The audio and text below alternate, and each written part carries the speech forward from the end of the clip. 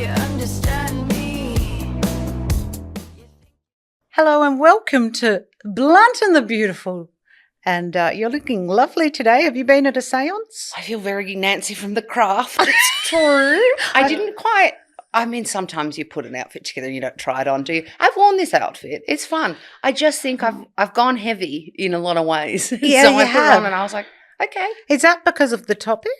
Kate's weird goth daughter. Yeah. Kate's a weird daughter. That was my favourite. Now, today I don't have any notes. Yeah. We are winging it. You've got your emotional support Pen, clipboard. I have. Yeah. We're going to talk about mother and daughter dynamics. Yes, we are. I do have notes. That's a lie. Step I have one, notes mother and for daughter everything. dynamic. No. Know when your mum's talking shit. When she's talking out her She's ass. talking shit. Yeah. No, I want to talk about mothers and daughters because people always say, you and your daughter have such a great dynamic. You're so great together, blah, blah, blah. Let's talk about how we pretty much screamed at each other from the age of 14 to 18. From the time I had my first blood onwards, basically, I thought you were the worst. Just the worst. So let's tell the story about Wicked, the musical. Can I tell it? Because I've told it so many times. No, I don't want to tell it. This is your law, mate, not mine. So we went and saw Wicked in 2009 at the Madge, if I recall, with beautiful Lucy Durack as Glinda. Mm. And I was in a fucking foul mood that day. I was in just a terrible mood. I just wanted none of it. Even though, how old was Spike? 8? And you and Dave weren't exactly chomping at the bit to see Wicked. It was clearly an engineered family activity for my good self. Because who used to sing Popular to us as a concert? Me all the time in my pink outfits. Yeah.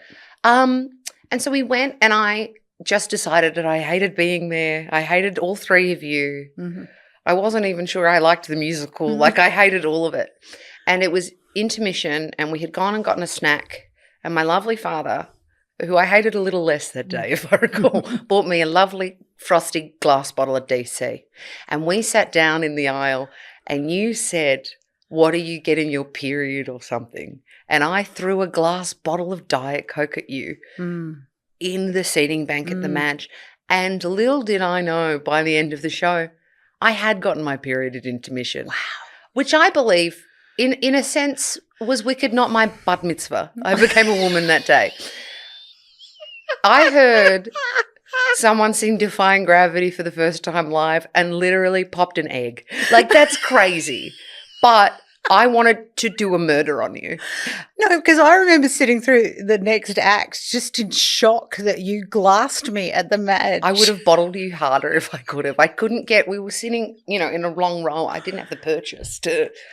Yeah, I was horrendously offended. And fair enough. Fair enough. And look, it wasn't my most maturest moment, but I was, in fact, going through something quite personal. Yeah, I probably should have asked. Are you getting your period? That's pretty combative. Sorry about that. But also, God, witchy poo on the timing. I bloody was. Yeah, you were. Yeah. The thing about mothers and daughters is that, and I see a lot of it on social media of mothers saying they're best friends with their teenage daughters. You can't be best friends with a sociopath. What are you talking about? You can't do that. You can't. I can't. People say a lot how close you and I are and how we're perfect and blah, blah, blah, blah, blah. The amount of times I stood on the staircase as a teenager and said, fuck, I hate you. You're the worst. You've never understood me. I hate everyone who lives in this house. When I left, I did a school program in Year 9 when you go away for 2 months. And the day I left, Mum was like, are you going to miss me? And I was like, I'm going to miss the dogs. Yeah. Because I just was like, you got cutsies from me for a good while there because I don't know. I don't know what it is. I think it's an independence thing. There's a study that shows the reason we hate our parents when we're teenagers is to stop any incest. Yeah, that's true. As you hit puberty, which is, a spooky explanation for a real problem. It's also why kids don't like their parents showing affection. Yes. Oh, stop kissing. So I knew you were a girl when I was pregnant with you. I knew Spike was a boy. It's just ooky spooky. Yeah. And one of the things I did, which you've brought in today, was show and tell, did a prop. Was a diary. God, it really does look like the 90s, doesn't it? It's tattered, I'll be honest. That I kept for Tansy's first year. And then I wrote her a letter in when you were 4 or something. Yeah, 3 or 4. So the first year of being pregnant and then having your first operation, Yes. and I was 25. And I gave it to you when you turned 21. And also, it's the only secret you, as you said before, we were getting ready, it's the only secret you've actually, I believe, successfully kept from me. Yeah. Because you love to spill your little guts to me. I do. And I was away at uni, interstate, and I got a package for my birthday, classic mum care package. She said nothing, smoke bombed out, and just left the diary at the bottom. And I actually can't read it without crying like a child. Oh. No, it's fucked. It was very healing for us. It was fucked, yeah. Also Okay. because I'd been away for a couple of years when you sent it. Yeah.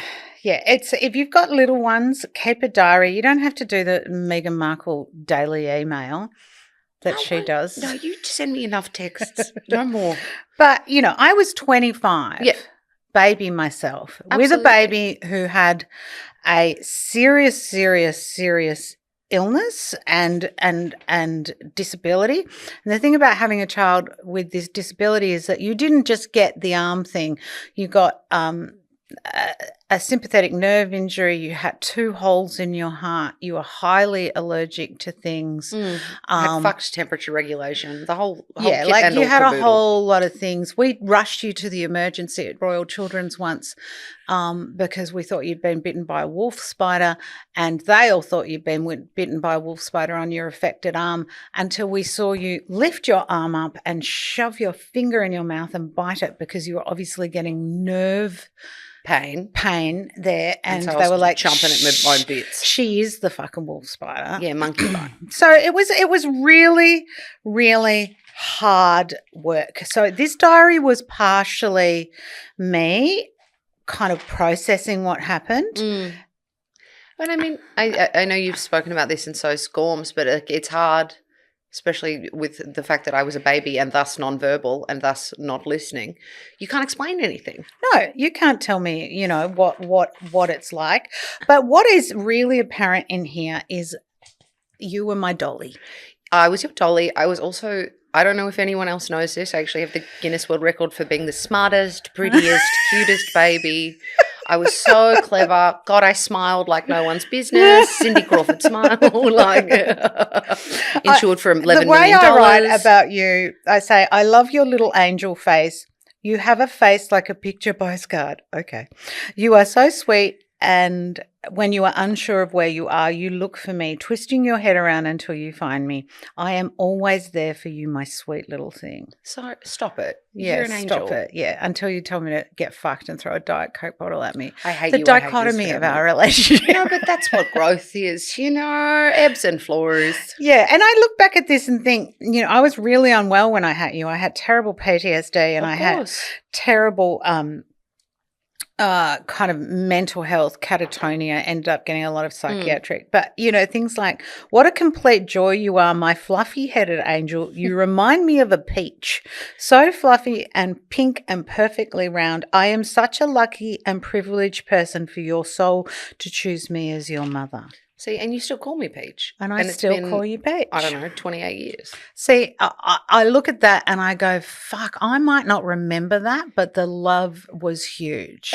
It's also crazy to read it back because you talk like that now. I mean, it's a little less you smiled today, congratulations.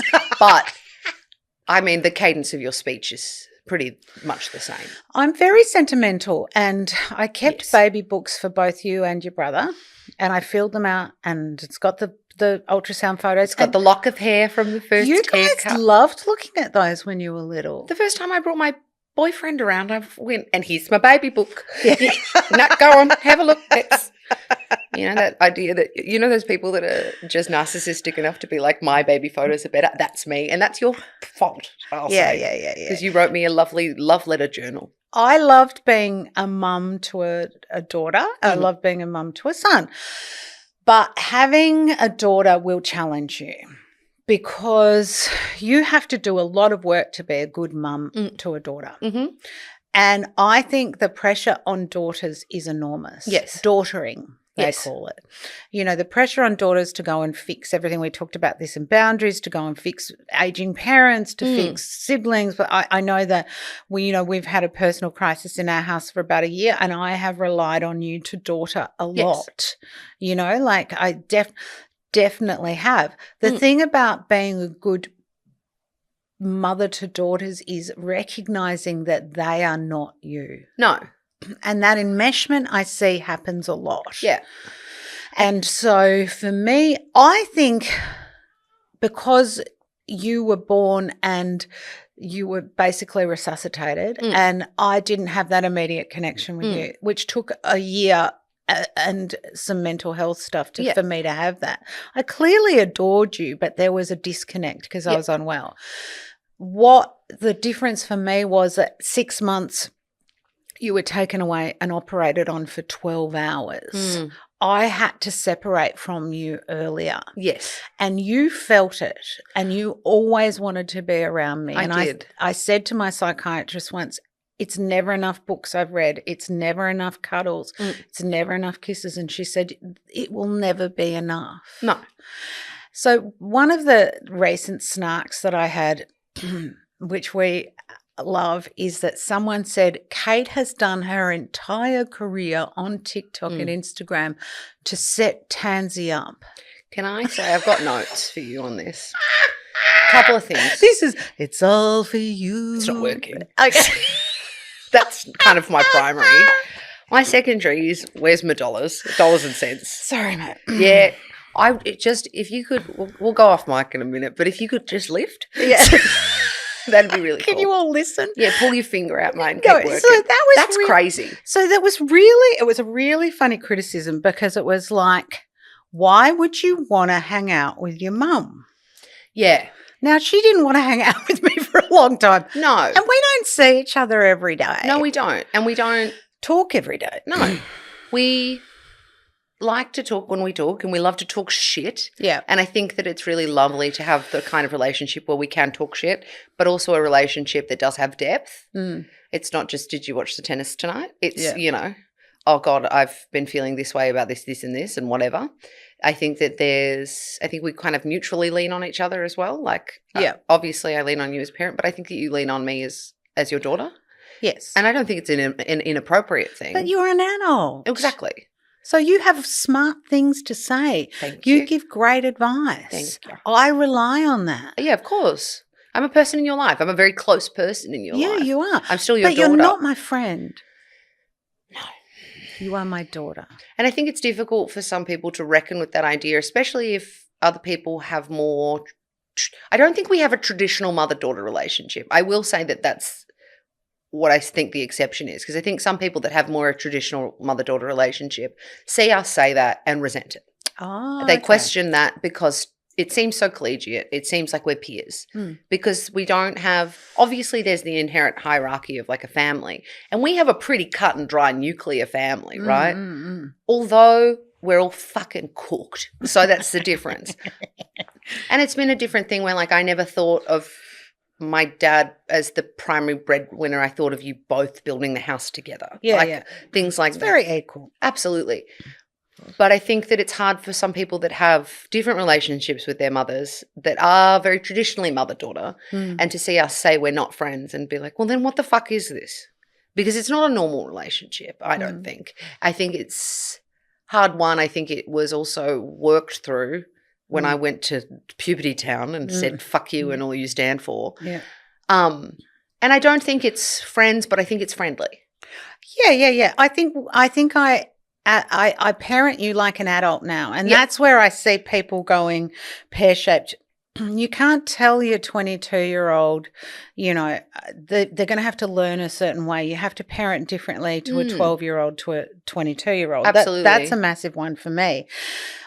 I think you and I, though, have a karmic tie. That's very interesting, spooky girl. So when I was in labour with you and you got stuck. Yes. And your shoulder got caught and you had what's known as shoulder dystocia. And during transition where everyone goes a bit delulu, I said, I'm leaving and I'm getting the bus home. And they said, you can't, you've had an epidural. And I Mind said, you, she's never been on a bus in her life. I know. so I'm And not I kept sure. saying, I have to go on the bus. I have to go on the bus. And then you were born and it was all fucking 15 people in the room, code red, fucking horrendous. And they were resuscitating you. And I kept saying, I've got to go to the bus stop. Weird.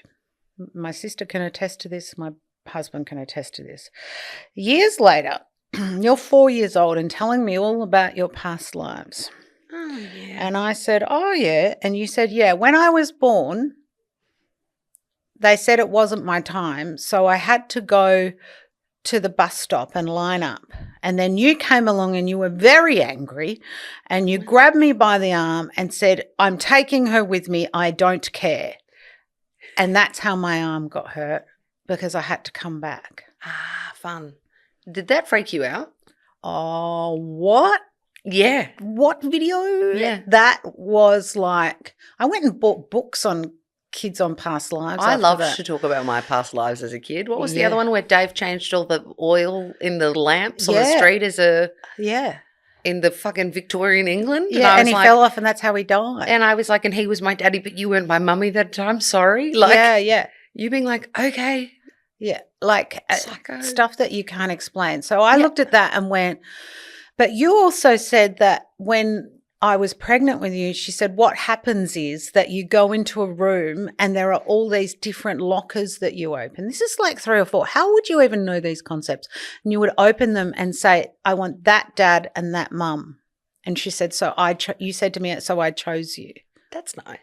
That's crazy. That is crazy. I mean, big concepts, creative like big concepts for a little one. But what's interesting to me is that I do think we have a karmic type, and I'm very respectful of that.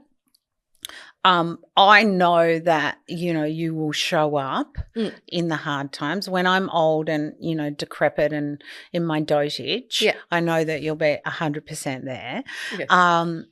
But I also respect that you have your own life and that you have your own career. And I worried about you for a long time because, you were lost. You had, anyone who's been following along understands there was some mental illness challenges that we went through as a family and as you and me individually. For a long time, my period of raising you was to keep you alive. Yeah. I had a really kind of difficult teen.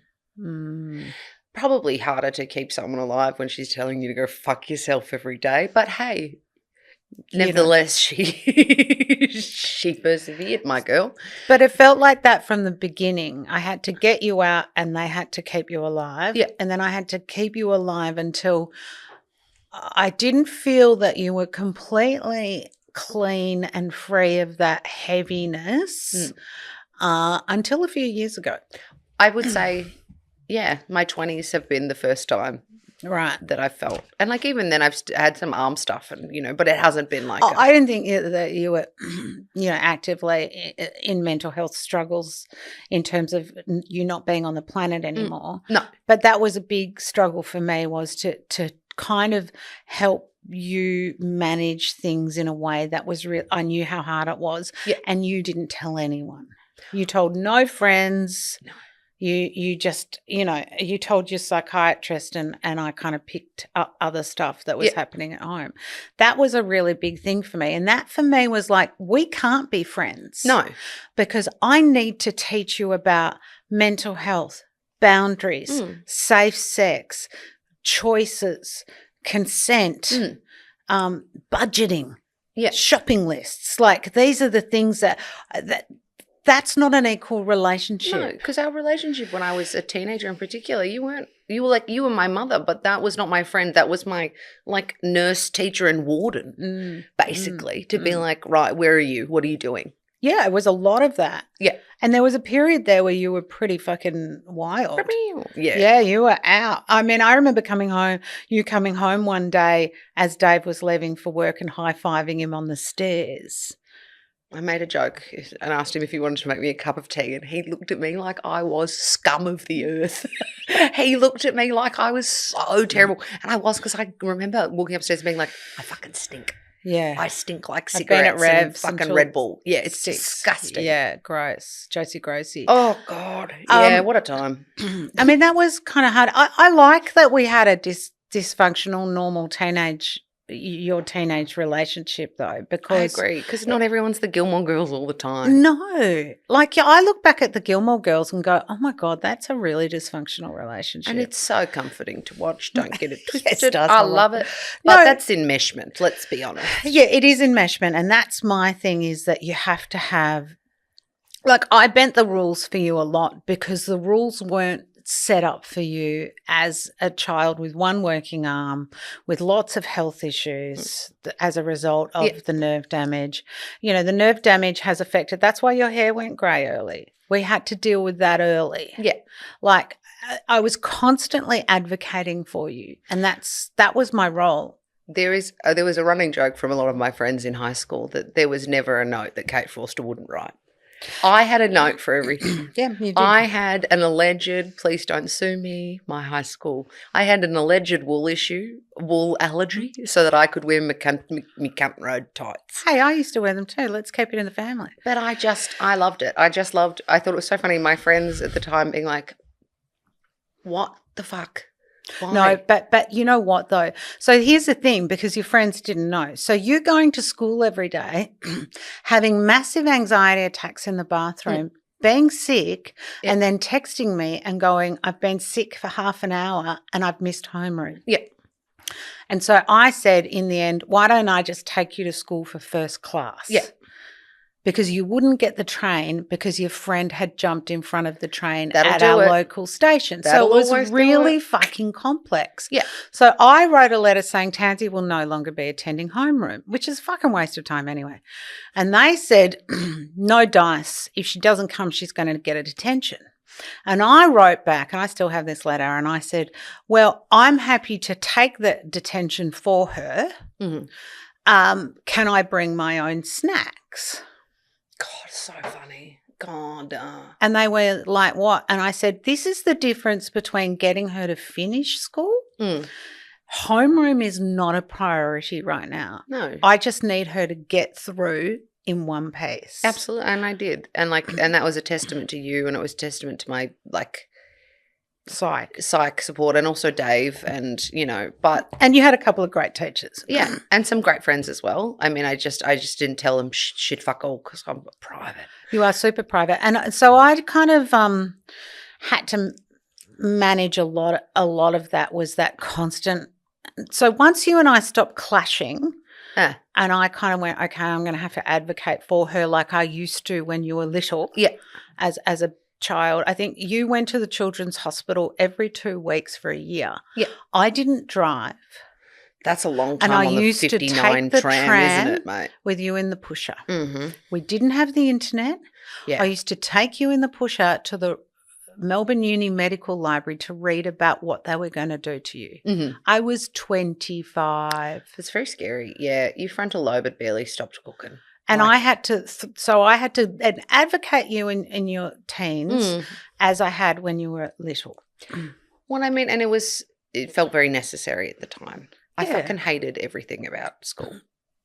You did. And that goes back to my theory that Robbie Cutt saying that you literally, your kindergarten teacher saying you were just waiting to turn 18. I was, and I think that you did a very good job of getting me there, because I absolutely hated it. Yeah. I liked what I liked, and I hated everything else, right? You liked the social aspect of school, and you liked plays, musicals, debating.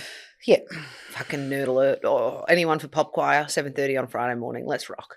I liked that stuff. Yeah. Yeah. I liked all the creative extracurricular stuff. I hated being, again, one of my dearest, oldest friends loves to say when he gets up randomly and goes for a wander that he's pulling a Tansy in class. Because I would just go, I'll be back. And I would leave, and then all my friends would see me just kind of wandering around. And they were like, what's she fucking doing? Yeah, just checking out. And also, how blatant. You're walking past the classroom. Just having a wander, mate. Having a mooch. Yeah, I mean, it's really hard because when you have a child, and particularly a daughter, you want them to be safe and protected. And, I had one of your friends at Wesley where you went. There was a great mum there. She had 4 daughters. She was a a lawyer, and she said she had four great, really organized daughters, and she said, I always said to them about sex, you can have sex whenever you want. You just have to be really, really sure, and you have to know that it's the right time. You'll know. And I remember saying that to you, and it was like a light bulb went off that you realized that you had power over what you do and when you do it. I remember talking to a friend in year 12 because I, Verge alert, didn't lose my virginity until after I'd finished year 12. And I remember talking to a friend and them being like, do you want to? Like, are you ready? Or whatever in year 12. And I was like, I really struggle on a Monday morning when people know I've pashed someone. So I reckon I'm not ready. Yeah, okay. And that felt at the time so empowering to be like, oh, well, I've seen how I go with this much smaller version. Yeah. And I still find it quite stressful. So that probably means that I'm not ready. And I need to wait until I feel like I could stand up in court and say, yeah, I did that, and back it. Yeah. And then I'll feel ready. And I think that was your parenting. Yeah, and then thanks to Trish for that. But my thing too is also the competitive nature of mothers and daughters that can come in. And I have been very mindful to not continue that in my family with you. And also if you have a sister, the being compared to sisters it can be really exhausting as well. I mean, it's you and I went to the same school. And there were some teachers that were there when I was there that were you were there. So the only kind of version of competition I had between you and I was because you and I have very similar interests. Yeah. So you did the plays and musicals and choirs. I did plays, musicals and choirs, whatever. And there were some teachers in that kind of area of the school that were very like, following in your mum's footsteps. Let's see if you've got your mother's chops, blah, blah, whatever. All very like innocent, chill. But because you had been so conscious not to introduce that competitive aspect of our relationship, I was like, in hindsight, it was chill, right? At the time, I was like, what the fuck? And my first instinct was, well, I have to be better than her. Yeah. I have to. And you were. Yeah. No, but that's my theory of parenting. If your daughter isn't healthier, smarter, more educated, earning more money, making better relationship choices than you, looking after herself better, then something's wrong. Yeah, you haven't evolved. I needed you to be better than me. It's all about evolution, baby.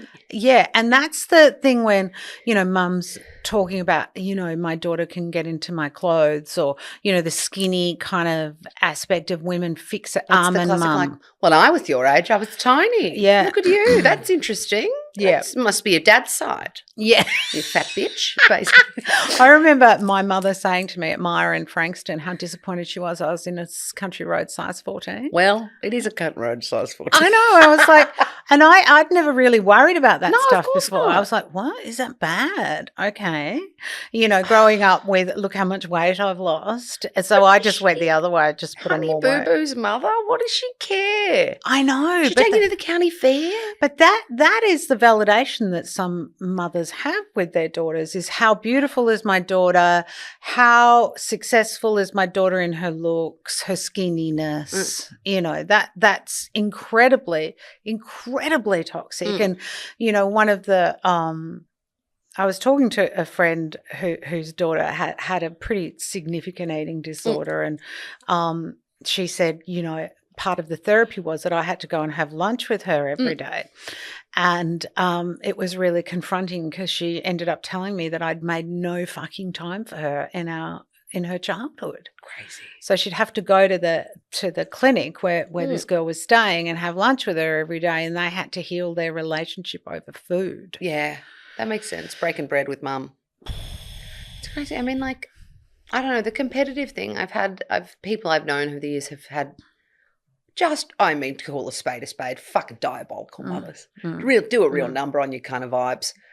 But the competitiveness and the why are you wearing that? What are you doing? Yeah. Like, while also so clearly deeply resenting their daughters because they have provided for their daughters what they wanted in their childhood. And that's the whole idea, right? But it's not pay it forward. It's pay it forward. It's not like, where's my pay back? Yeah. You give that to your kid and you hope that their kid gives it to their kid and fucking whatever. Each generation is taller. That's my legacy, darling. Like, it's not about sitting there and being like, Well, I resent that you got a private school education because I wanted a private school education. So now I'm going to be a bitch to you every time you get less than an A. Yeah. Yeah, that's unhelpful. You can't resent people for what you chose. I mean, I remember you talking to my psych about my schooling because I wasn't fucking going to any classes. I wasn't. To be fair, I got schooled by your psych. She loves that. To be honest, was going to very few classes at the time. And failing. Failing English, which is not the thing I should be failing. Actually, that's like I'm really good at it. My teacher was boring and I was uninterested. And what did you say? I said I was so angry that you were failing and that I'd spent all this money and that I didn't want you to do the plays or the musicals until your marks had gone up. Mm. And she said to me, well, Kate, you chose to send her to that school and pay that money. She's been there since she was 3. So I don't believe she had a choice in that.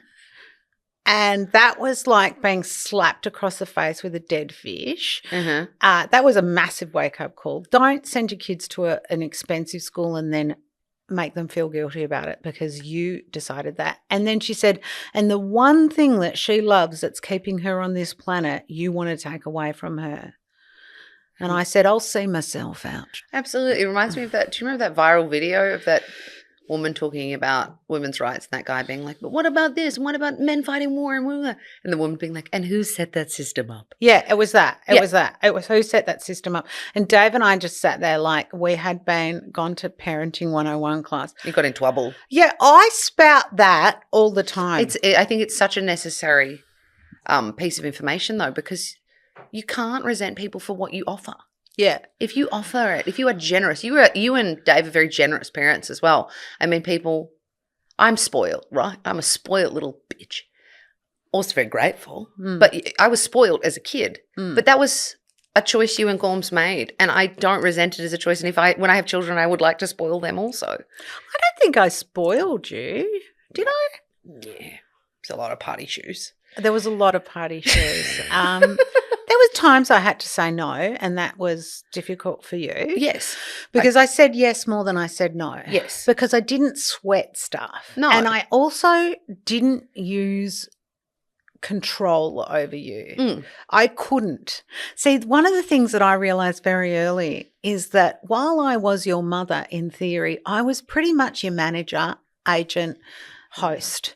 You were the most determined. Your name, Tansy, means tenacious. You were the most tenacious little mole I've ever fucking met.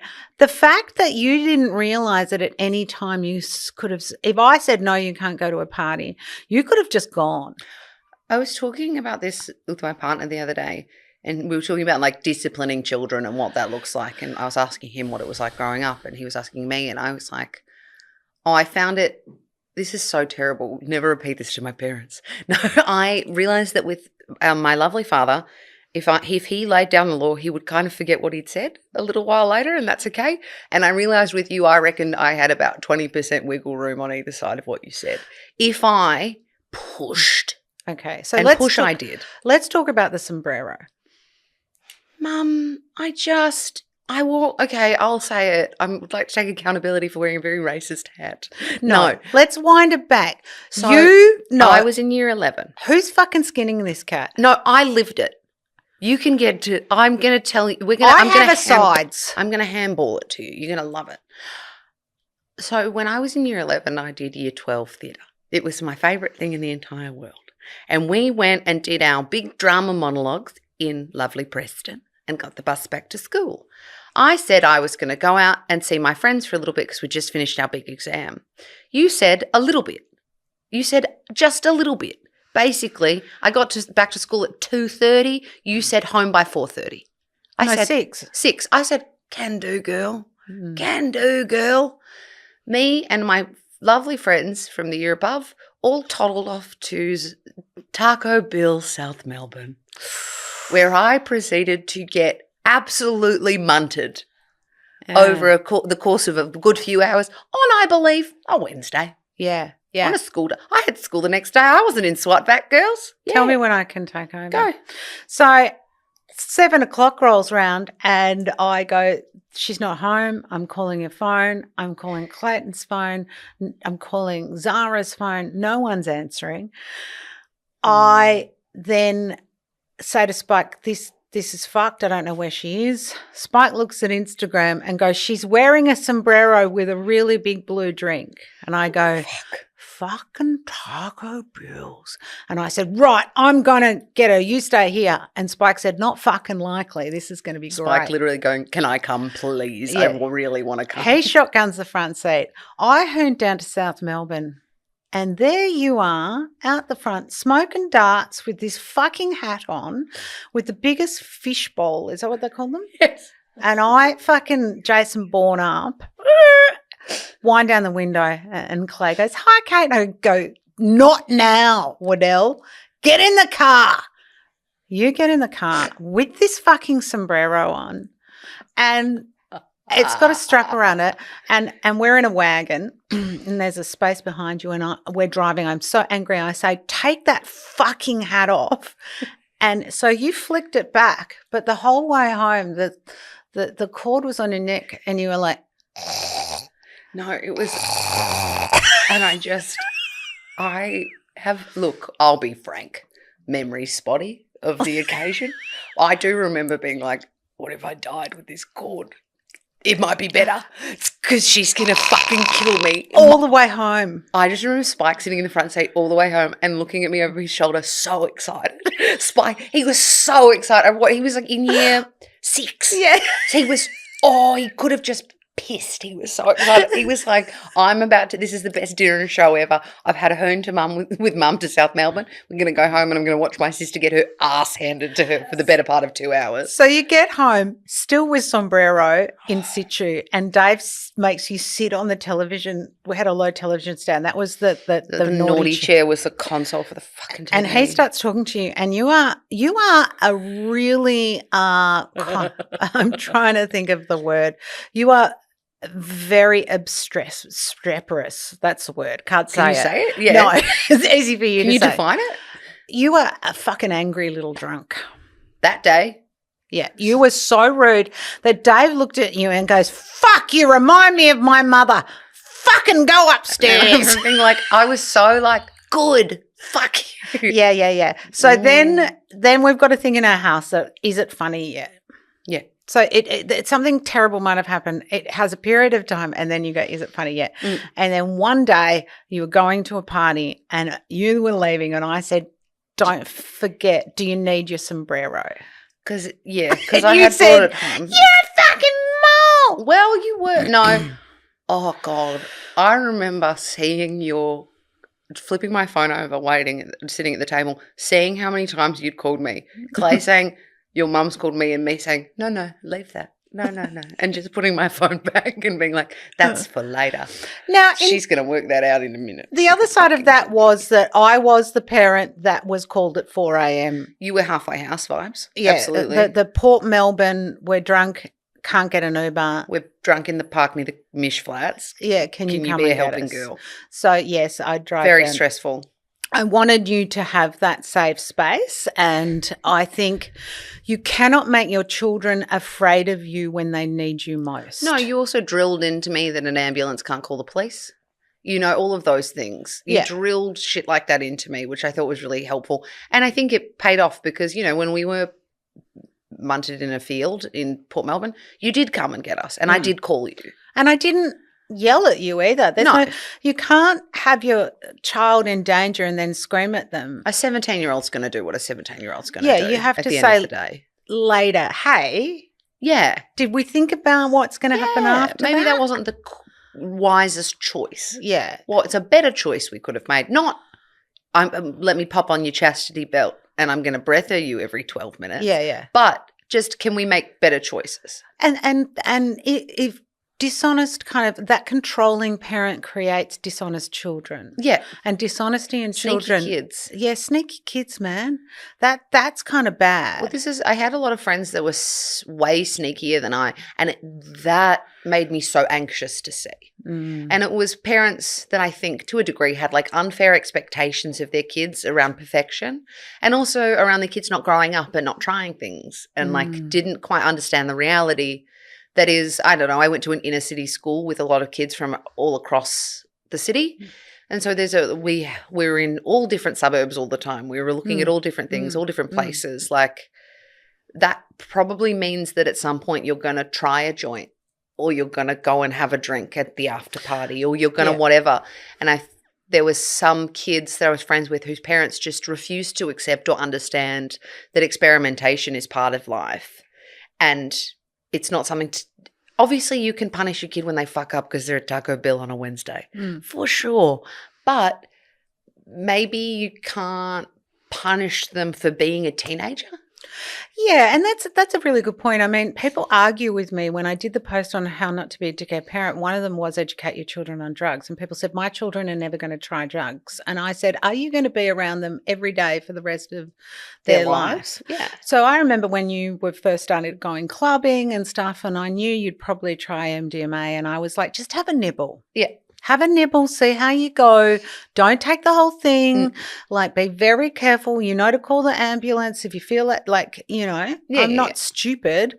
I have tried it. So I was very mindful of that. You know, like you didn't live in a vacuum. You saw what was happening. I used to smoke a joint every Friday night and make Limelight Wire playlists. Like I wasn't. I know. You're a busy girl. You know, like whatever. Girl. Like we live, we learn. Now I can't have a coffee after midday.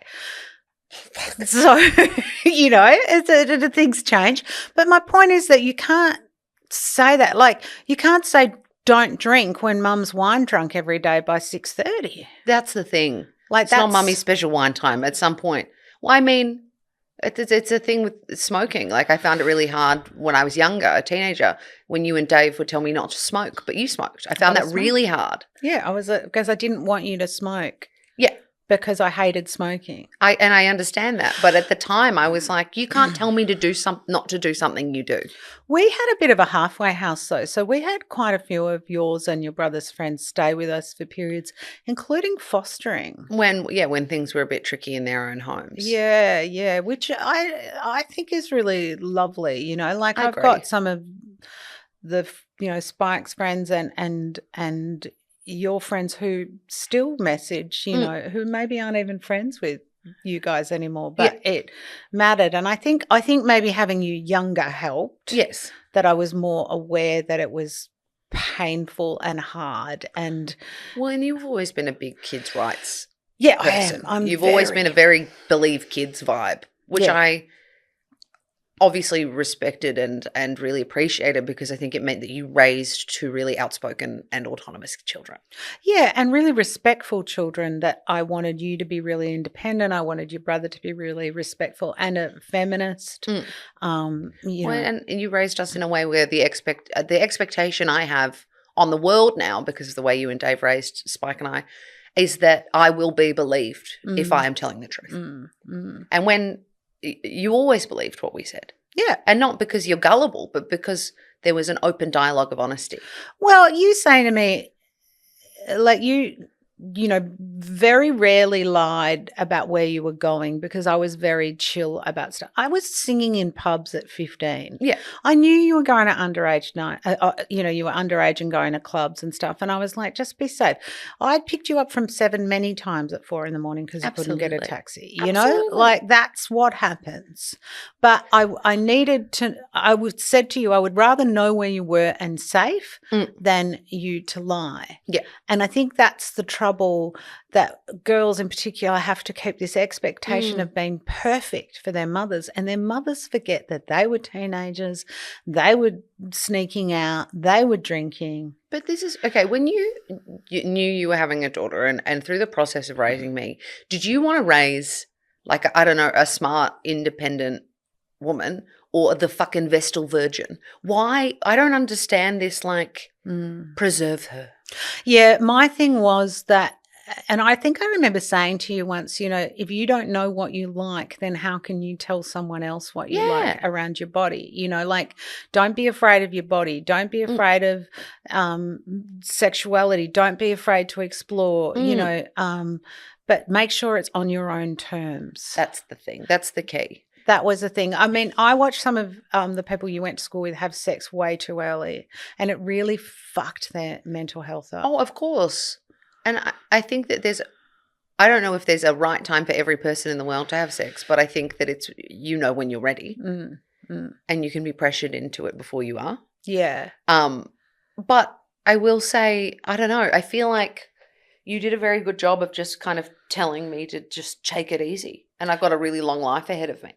Yeah, and you were so independent, as I attested in your tiny diary. You were so independent from early age that I really did feel like a host mother most of the time. Well, I was like, here's all your options. Which one feels the most comfortable? Let's go. Yeah. One thing I regret as being a mother was that I didn't realize you had ADHD. We had, by the time it really presented, I mean, it was always present, let's be honest. But I don't care. That's fine. I don't give a shit. I think we could have circumvented a lot of screaming in the mornings. I don't think, why should we? I liked it. Spike didn't have an alarm for 6 years because of our yelling from 7 a.m. onwards. Saving on your power bill. I don't know what you need. What? No, but I look back and think, fuck, why wasn't that picked up? No, but that was not just ADHD. That was also anxiety and depression and the fact that I was sleeping 2.5 hours every night. So by the time I finally got to sleep at fucking 4 o'clock in the morning and I had to be up by 7 or whatever, you go root yourself if you think I'm getting out of bed, basically. I think having you, though, was very much made me realise how reductive and redundant the schooling system is. Well, it really isn't for all kids, is it? No, it's not.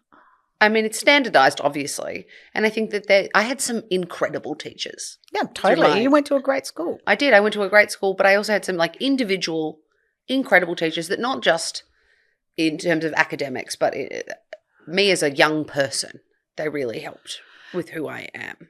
Yeah. But the school system wasn't set up for someone who's sleeping 2.5 hours a night. Nah. It's like starting school at 8:30 every day. Yeah.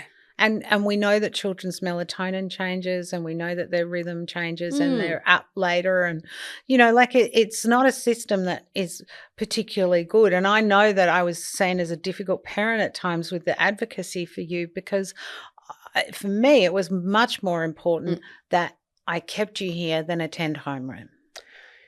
And look, those are your priorities. No. I do need to get to detention now, though. Oh, God. Oh, on my last day of year 12, sorry, this is very quick. We should wrap up in a minute. But the security guard for our school came up to me. Inner city school, we had a secchi that just patrolled around. Best man in the world, basically. In year 12, I would often go, you weren't allowed to leave campus, but I would often go, a friend of mine lived 1 block from the school and her mum was always at work because she's a single mum raising 2 kids, and I would take her keys from her locker with her permission and go to her house and, make some meagering and have a nap in the middle of the day and just kind of cat around and then come back. And then on the last day of year 12, the security guard who was the one who heard about your detention note and all of that, he came up to me and he goes, "Oh, it's been a joy having you here." And I went, "Yeah." And he goes, "You've been my favourite to watch." And I went, "And why is that?" And he goes, "The shit you've gotten away with, girl, fuck." And then just walked away from me and I said, "Thank you, happy year 12. But it wasn't that I got away with it. You knew. I knew. You just had different priorities. Yeah. And you know what? Being a mum to you has been the makings of me. So thanks, treasure. I love you. I love you too. Bye.